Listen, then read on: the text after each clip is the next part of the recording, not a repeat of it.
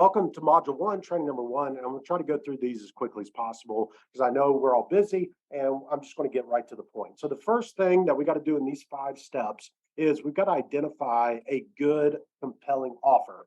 First starts with the mindset of why we're doing what we're doing. Why we're doing what we're doing is to get people to become aware that you exist and what it is you provide, and just get them to give us their contact information so they get in your database. That will allow you to market to them essentially for free on the back end, and it will be more profitable, and you won't spend ad money and all this other stuff. So we just want to get them in the database. The database is your strongest asset, both short-term and long-term success. This is going to be filled with people who are in your target market, who are interested in what it is you have to offer and already know, like, and trust you. So if you have new products coming out, you have new sales, you're trying to make up some revenues on a slow month, or you're trying to generate more opportunities, these are going to be the first people that take advantage of it because they already know, I can trust you. They already understand the value. So we want to build up this database, especially if you're just starting out, but it doesn't matter where you're at in your business. The database is your strongest asset. So the first thing you need to do is identify what works and what doesn't. It needs to make sense from an offer standpoint, obviously from your margins and all that. So make sure you've got those numbers in place. But what I would not recommend is doing something that's based off them buying something immediately. And we have not seen that work very well because people are just now finding out about you for the first time. They're not going to be ready to buy yet. However, if you have a compelling offer, they would be willing to give some contact information to get that because they have some interest in it. So think about that way. How do I get them to see what I've got and then be willing to give me their contact information to get into the database? That's the sole goal. That's all we're trying to do right now. The sales will come in the back end. So you put that out there. If you've had stuff that's worked before, great. Maybe it's 50% off your first purchase. That can be in a downloadable coupon form. And then boom, once they get the contact information, they get that coupon, put a deadline on it as well, so that they have a little bit of a sense of urgency to take advantage of it.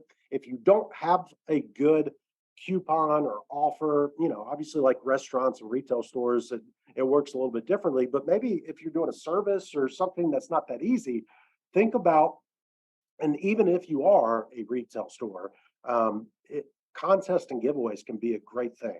You give away a basket full of all your products and all that. The people that are interested in what it is you offer are going to be the only ones who opt in for that. If they don't care, they're not going to stop. So usually they're going to be more engaged. So they'll give you their contact information to get in the database.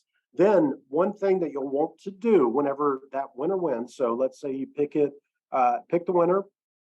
One of the stipulations to getting the free and winning is that once they get it, maybe they take a picture with it, maybe they talk about their experience, if it's a service, whatever it is, so that way they post on social, they tag your brand in it.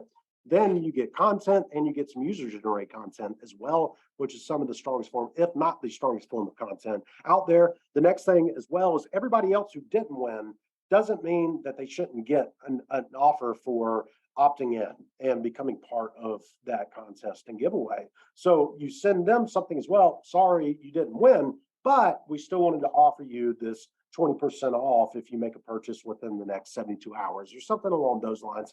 And hopefully you'll see some pickup and see some conversions happening that way. But then you also want to have an automated sequence that, one email maybe talks about the story behind your brand. Another email shows some reviews and testimonials. Another email just talks about the difference or how your product is made.